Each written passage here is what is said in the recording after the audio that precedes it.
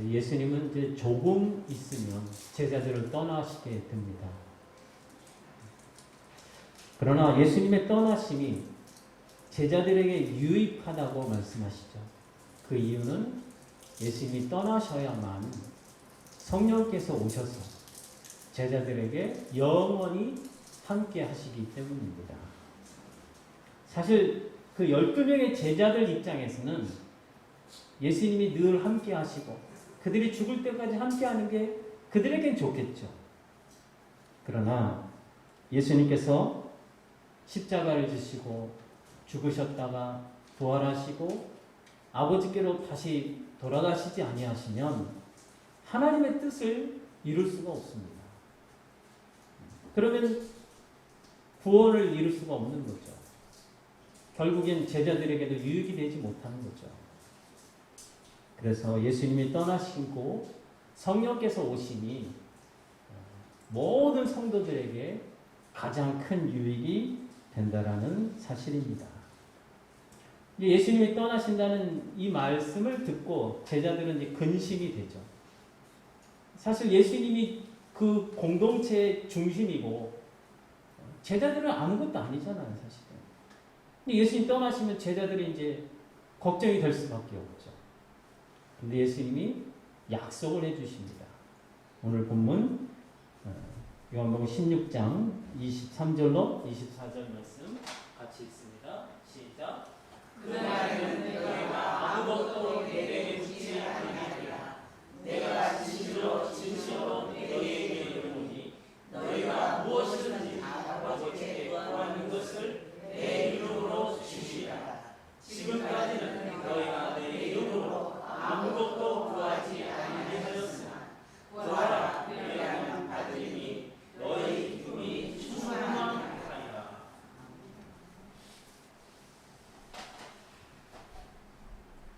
조금 있으면 예수님이 떠나시는 그 마당에 제자들에게 이 약속을 하십니다. 지금까지는 너희가 내 이름으로 아무것도 구하지 않았지만 구하라. 내 이름으로 무엇이든지 구하면 주님께서 이루어주시겠다고 말씀하십니다. 그럼 왜 이런 질문을, 이런 약속을 하셨을까 하는 것을 우리 이해를 해야 합니다. 제자들이 어리고 연약하고 그래서 그들만 홀로 달랑 남겨두면 붕괴될 수밖에 없고 흩어질 수밖에 없으니까 이런 약속을 하실까요? 그렇지는 않습니다. 물론 그렇게 되겠죠. 예수님이 떠나시면 중심점을 잃으니까 흩어질 수밖에 없을 것입니다. 근데 단지 그것 때문에 이런 약속을 하신 게 아니죠. 이 약속을 주신 이유는 제자들이 하는 일이 바로 예수님의 일이기 때문입니다. 여러분, 남겨진 제자들이 무슨 일을 하겠습니까? 그들이 만일 자기 사업을 하고, 물론 하나님을 믿겠죠? 그러면서도 자기 일을 하고, 또 세상에 나가서 또 자기 사업을 한다면, 그러면 제자들에게 대한 이 약속은 아무 상관이 없는 거예요. 주님께서 이 약속을 주신 것은 하나님의 일을 제자들이 해야 하기 때문에 이 약속을 주셨다는 사실입니다. 그래서 제자들을 홀로 버려두지 않고 하나님 나라 일을 위해서 헌신하는 이 제자들과 예수님이 함께 하셔서 주님의 일을 계속 하시겠다는 말씀입니다. 그러니까 결국 제자들의 일은 주님의 일이 되는 것이고, 그래서 이 주님의 일을 제자들에게 맡기지 않고 주님 스스로가 그분의 능력과 그분의 열심으로 이루시겠다는 약속이라는 사실입니다. 그래서 이 일을 통해서 주님은 너희가 내 일을 하는 한 무엇이든지 하나님께 구하라는 거예요. 누구의 이름으로? 예수님의 이름으로. 그러면 주님께서 다 이루어주신다는 말씀입니다. 따라서 우리가 이 주님의 약속은 무엇이든지 원하는 대로 구하면, 내 이름으로 구하면 내가 다 이루어주겠다는 이 약속은 내 소원을 아뢰고 내 욕망을 아뢰면 이루어주겠다는 말씀이 결코 아니죠. 주님의 이 약속은 제자들이 주님의 이름으로 구하기에 합당한 내용으로 구할 때 이루어주신다는 약속인 줄로 믿습니다. 근데 문제는 이제 제자들뿐만 아니라 우리 모두가 무엇을 기도해야 할지 모른다는 거죠. 주님의 이름으로 기도는 열심히 하지만 과연 그 기도 내용이 주님의 이름을 사용하기에 합당한 기도 내용이 될까? 이것을 우리가 생각해 봐야 합니다. 우리는 어떤 대단한 성도를 할지라도 하나님의 뜻을 사실 알 수가 없습니다. 그래서 예수님이 로마서 8장에 보면 이와 같이 성령도 우리의 연약함을 도우시나니 우리는 마땅히 빌 바를 알지 못하나 성령께서 말할 수 없는 탄식으로 성도를 위하여 친히 간구해 주신다고 말씀해 주시는 겁니다. 그래서 우리는 마땅히 빌 바를 알지 못하기 때문에 예수님께서는 성령님을 보내주신 것이고, 그래서 성령님의 인도하심을 따라서 우리가 기도를 해야 하는 것이 우리의 기도인 줄로 믿습니다. 이것은 사도 바울이라도 예외가 아니었습니다. 여러분, 사도 바울은 기도의 사람이죠. 그가 로마서를 쓰지 않았습니까? 그가 기도에 대해서 깨달은 바가 뭐냐면, 그렇게 성경을 많이 쓰고 기도를 열심히 했던 사도 바울조차도 연약하다는 거예요. 무슨 연약함? 아버지의 뜻을 알지 못하는 그 연약함 가운데 있기 때문에 마땅히 구할 바를 모른다고 성경을 기록한 것입니다.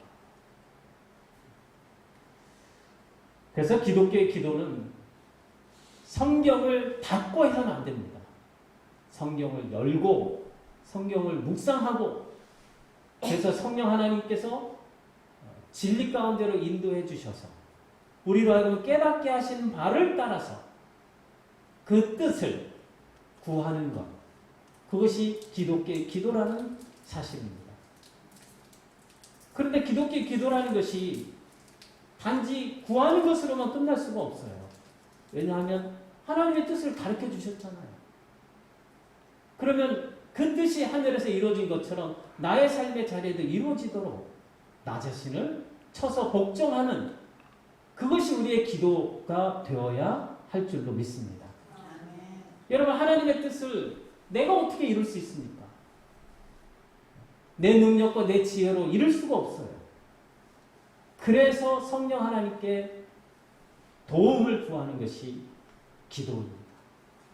하나님, 나를 불쌍히 여겨 주셔서 이 하나님의 뜻대로 살아갈 수 있도록, 내 삶의 자리에 하나님의 나라가 이루어지도록 저를 주장하시고 인도해 주세요.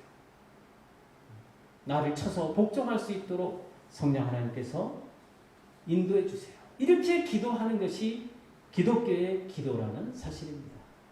이런 기도자를 통해서 하나님은 오늘도 일하여 주신다고 약속하신 것이 바로 이 본문의 말씀입니다. 하나님은 오늘도 하나님의 뜻대로 순종하기 위해서 그 뜻대로 자신을 쳐서 복종하는 그 제자들을 통해서, 그 성도들을 통해서 하나님의 나라의 일을 이루어 가신 줄로 믿습니다. 여러분이 바로 그 사명자예요.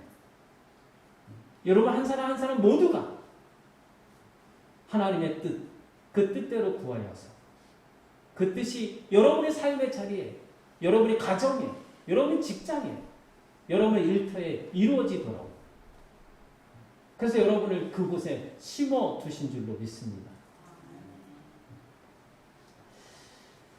25절에서 예수님은 이제 다시는 너희에게 비유로 얘기하지 않고 이제 때가 이르면 아버지에 대해서 밝히 말씀해 주시겠다고 하시죠. 제자들은 이 예수님의 말씀을 듣고 이제는 주님께서 우리가 말을 하지 않아도 우리 마음속에 있는 걸 다 아시고 우리가 질문이 있어도 주님은 그 질문 그대로 다 응답해 주시는 분이시라는 거, 하나님께로부터 오신 분이시라는 거, 이것을 다 믿는다고 고백을 하고 있습니다. 그런데 이제 제자들의 믿음의 고백에 대해서 예수님은 이제는 너희가 믿느냐, 그러나 보라 너희가 각각 제 곳으로 흩어질 것이다. 예수님을 홀로 버릴 때가 올 것인데 바로 지금 이때가 왔다는 거죠. 여러분, 제자들의 고백은 사실 그들의 진심으로 그들의 마음을 다해서 고백한 것이라고 저는 믿습니다. 예수님이 진정으로 하나님께로부터 오신 분이시고 우리 마음속에 있는 것을 모든 것을 아시는 하나님이시라는 것, 제자들의 그 고백이 진실하다고 저는 믿어요. 다만 저들의 그 믿음이 순수하고 참되고 진실한 것이었지만 그 믿음이 얼마나 견고한 것인지는 제자들 스스로는 몰랐다는 거죠. 그래서 제자들의 믿음의 고백과는 상반되게 주님은 이제 곧 제자들이 믿음의 시험에 처해질 것을 아셨죠. 그래서 제자들에게 너희가 나를 이제는 믿는다고 하지만 곧 나를 버려두고 나를 홀려두고 다 떠날 것이고 도망갈 것이다. 이런 말씀을 해 주십니다. 자, 오늘 본문 32절을 같이 한번 읽겠습니다. 시작. 보라 너희가 각각 제 곳으로 흩어지고 나를 혼자 둘 때가 오나니 벌써 왔도다.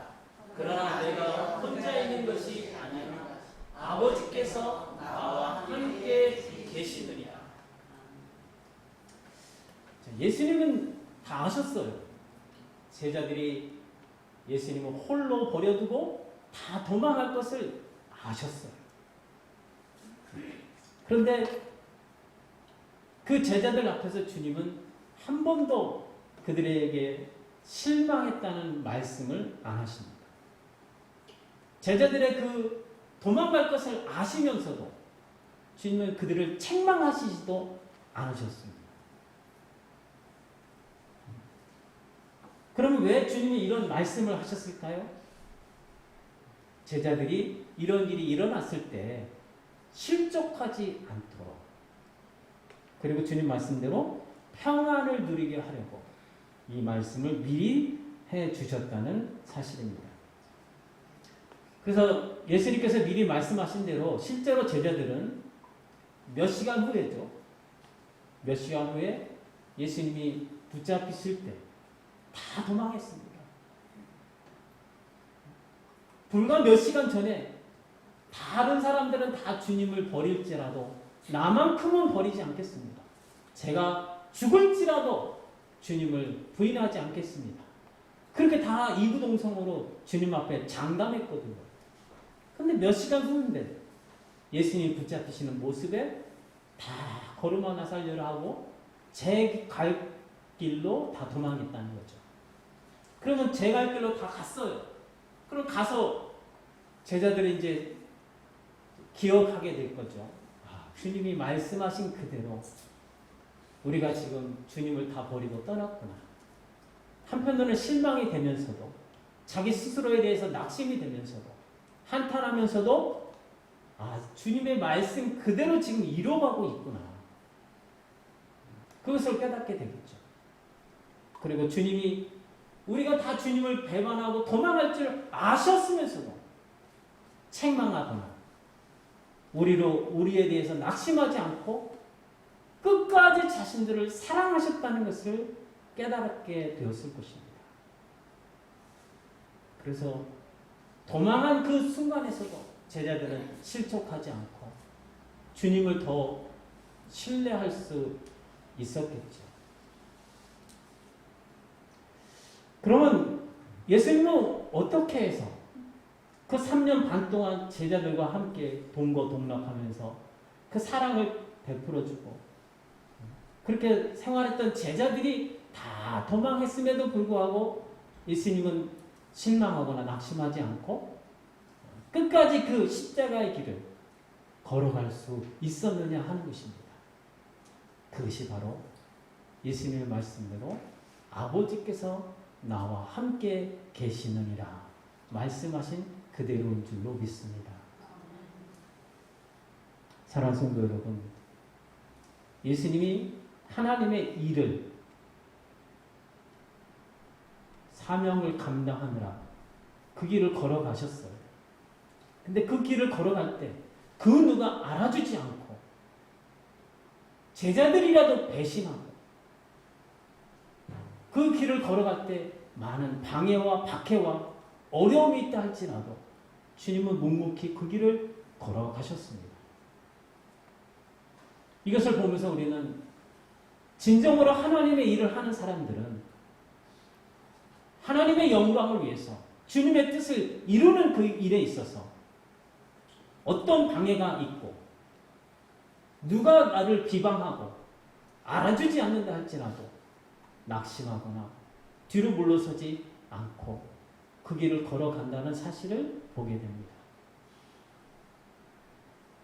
그래서 우리 자신을 돌아보기를 원합니다. 정말 우리가 주님을 사랑하고 주님의 나라의 일을 위해서 내가 헌신하고 충성하고 봉사하고 있는가? 그걸 우리가 어떻게 알 수 있느냐? 설령 목사가 여러분에게 실망을 안겨준다 할지라도 또 여러분이 잘 아는 사람들이 여러분을 비방한다 할지라도 또 누가 정말로 꼴 보기 싫어서 교회 나오기 싫다 할지라도 만약 여러분이 하나님의 나라의 일을 위한다면 여러분 멈추지 않을 줄로 믿습니다.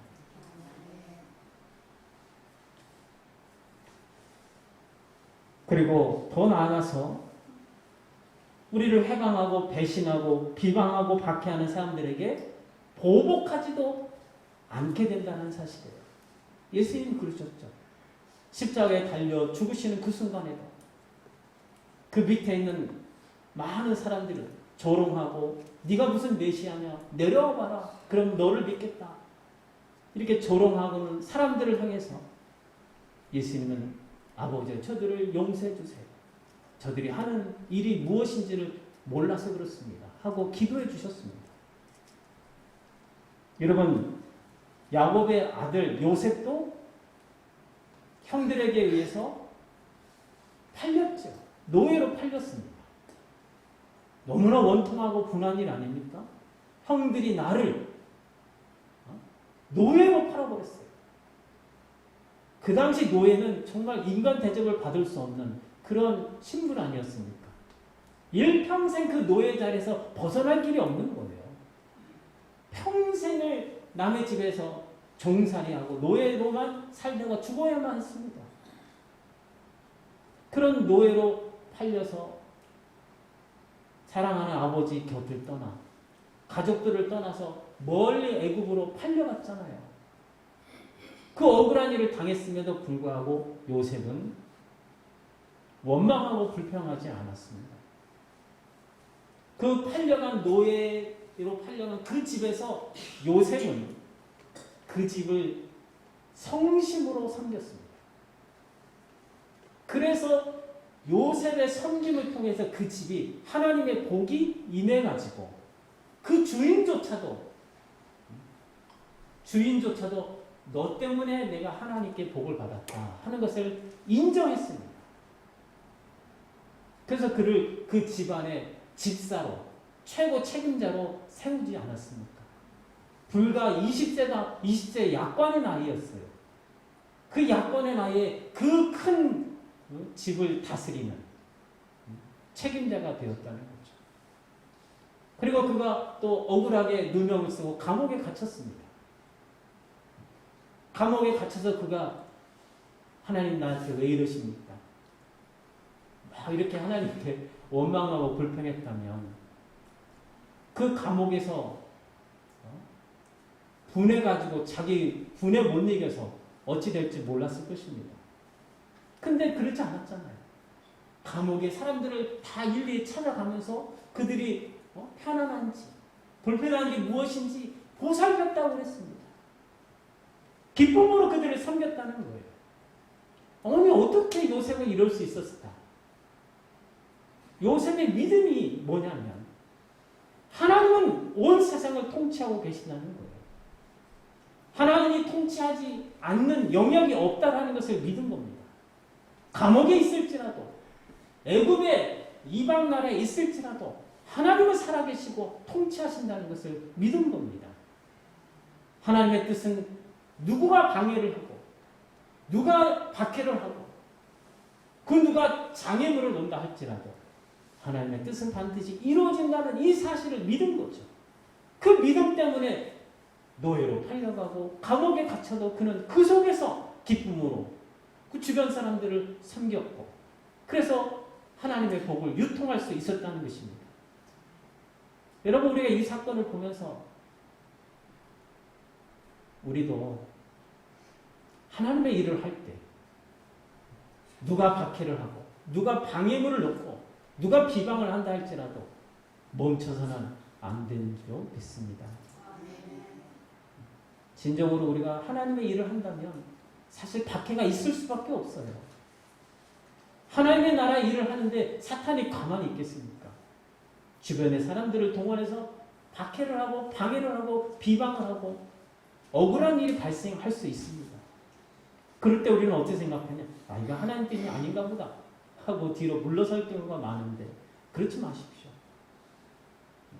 하나님의 뜻은 하나님의 능력과 지혜와 하나님의 열심과 하나님의 때에 반드시 이루어질 줄로 믿고 그 속에서 원망하고 불평하지 마시고 기쁨으로 분명히 하나님이 살아계시고 하나님의 뜻대로 이루실 줄로 믿고 하나님의 뜻에 묵묵히 순종하시는 여러분 되시기를 주님의 이름으로 축복합니다.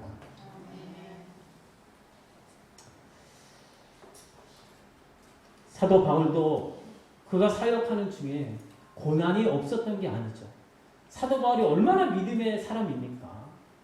역사상 예수님 다음으로 믿음의 사람이라 하면은 아마 사도 바울을 꼽을 것입니다. 그가 결혼도 안 하고 일평생을 하나님 나라를 위해서 헌신하지 않았습니까? 그 하나님 나라를 헌신했으면 우리 생각엔 야 그가 손대는 것마다 다 잘 되고 가는 곳마다 환영을 받고 모든 일이 다 형통하여야 될 것이다 이렇게 생각을 하는데 전혀 아니었어요. 전혀 반대였습니다.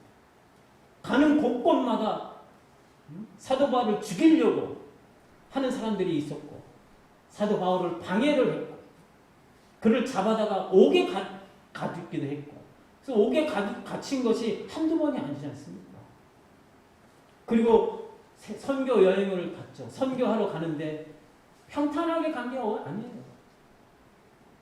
바닷가에 배 타고 가다가 빠져 죽을 뻔한 것도 여러 번이었고 옥에 갇혀서 매를 여러 번 맞았고 그렇게 많은 고난이 있었다는 거죠. 그럼 그 고난과 박해 앞에서 사도 바울이 낙심하고 하나님 왜 이러십니까? 내 일을 하자는 것도 아니고 하나님의 나라 복음을 전하기 위해서 이렇게 제가 수고하고 봉사하는데 왜 이렇게 힘들게 하십니까? 낙심하지도 않았습니다. 낙심했더라면 그 일을 감당하지 못했겠죠. 근데 사도 바울은 그 어려운 환난 가운데서도 그는 뒤로 물러서지 않고 끝까지 충성하면서 하나님의 나라의 일을 감당한 줄로 믿습니다. 그래서 오늘날 우리가 사도 바울을 보면서 정말로 하나님의 사람이었구나 이렇게 인정하게 되어진 줄로 믿습니다. 고린도 전서 2장 3절 또 고린도서 5장 7장 5절 같이 계속해 읽겠습니다. 시작. 내가 너희 가운데 거할 때에 약하고 두려워하고 심히 떨었노라. 우리가 마게도냐에 이르렀을 때에도 우리 육체가 편하지 못하였고 사방으로 환난을 당하여 밖으로는 다툼이요 안으로는 두려움이었노라. 사도 바울이 사역을 하는데 그가 항상 평안하게 모든 일 잘 풀리고 그러지 않았다는 거죠. 어디를 가든 두렵고 떨림으로 그 가운데서 그 사역을 감당했다는 것입니다. 사도 바울이라고 두려움이 없었다는 게 절대 아닙니다. 오히려 더 많았다는 거죠. 왜냐하면 주변에서 수시로 유대인들이 공격하고 잡아다가 죽이려고 했거든요. 그런 두려움 속에서도 사도 바울은 물러서지 않았다는 거죠. 이 하나님의 일, 이 하나님의 일을 하나님의 능력과 하나님의 지혜와 하나님의 열심으로 이루실 줄로 믿고 그는 묵묵히 그 고난을 감당하면서 그 사역을 사명을 끝까지 감당해 낸 줄로 믿습니다. 어떻게 사도 바울이 이럴 수 있었을까? 하나님이 그에게 함께 하셨기 때문입니다. 두려움이 많았지만 환난이 많았지만 사도 바울은 그 하나님의 사랑에 이끌려서 그 사역을 감당했다는 사실입니다. 여러분, 우리가 주님의 나라의 일을 하다가 방해물이 있고 누가 우리를 박해를 하고 멸시하고 비방한다 할 때 우리가 낙심하고 거기서 멈춘다면 그건 우리의 손해입니다. 우리가 하나님의 그 능력과 영광과 지혜를 유통하지 못하는 것은 우리의 손해라는 거예요. 하나님이 여러분의 순종을 통해서 여러분의 삶의 자리에 하나님의 나라를 건설하기를 원하십니다. 그 여러분의 가정과 여러분의 만나는 사람과 여러분의 일터에 여러분을 통해서 하나님의 영광이 유통되기를 원하십니다. 근데 이 일이 쉽지가 않다는 거죠. 여러분이 하나님께 순종했을 때 세상의 주변 사람들이 다 박수 쳐주지 않아요. 오히려 조롱하고 오히려 힘들게 하고 박해를 합니다. 그러할 때 여러분이 진정 하나님의 일을 위한다면 여러분은 조금도 뒤로 물러서지 않고 그 일을 감당해 내게 될 줄로 믿습니다. 이 은혜가 여러분에게 충만케 되시기를 주님의 이름으로 축복합니다. 이제 우리